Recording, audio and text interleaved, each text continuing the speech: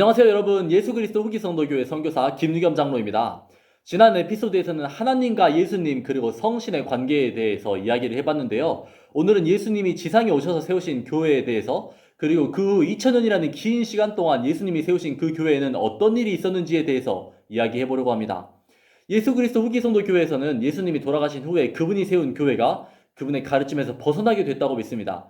의롭지 못했던 많은 사람들 때문에 신권의 권세가 사라졌고 예수님의 원래 가르침은 왜곡되거나 부패했고 심지어 의도적으로 변경되기도 했다는 거죠.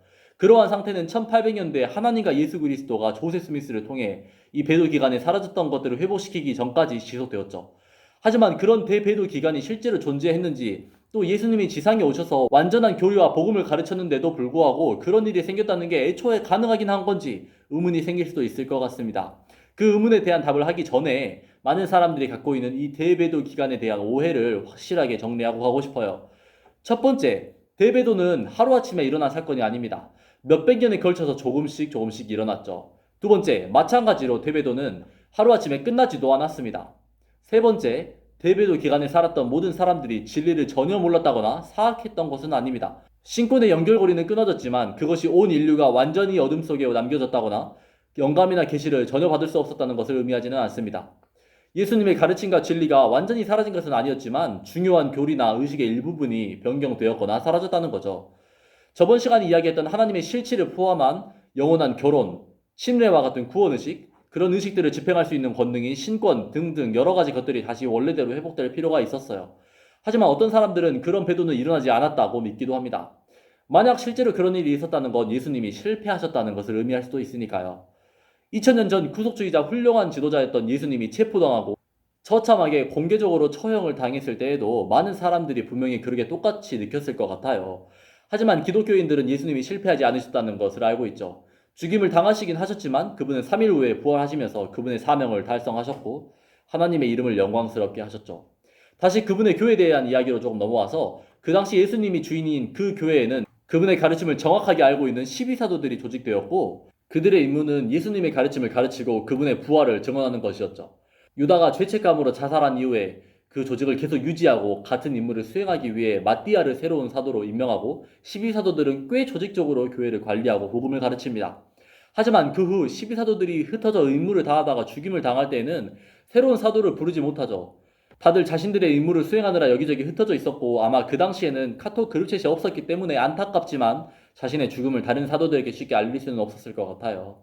그렇게 예수님의 가르침을 완전하게 알고 있었던 12사도들이 모두 순교를 당하게 되는데 그분들이 돌아가시기 전 상황을 한번 보면 물론 예수님의 가르침을 그대로 믿고 따르려는 사람들도 많이 있었겠지만 많은 사람들이 사도들이 가르친 것을 그대로 믿지 않고 잘못된 복음을 가르치고 배우고 있었고 사도들이 그런 가르침을 다시 바로잡으려고 하는 구절들을 성경에서 많이 찾아볼 수 있어요.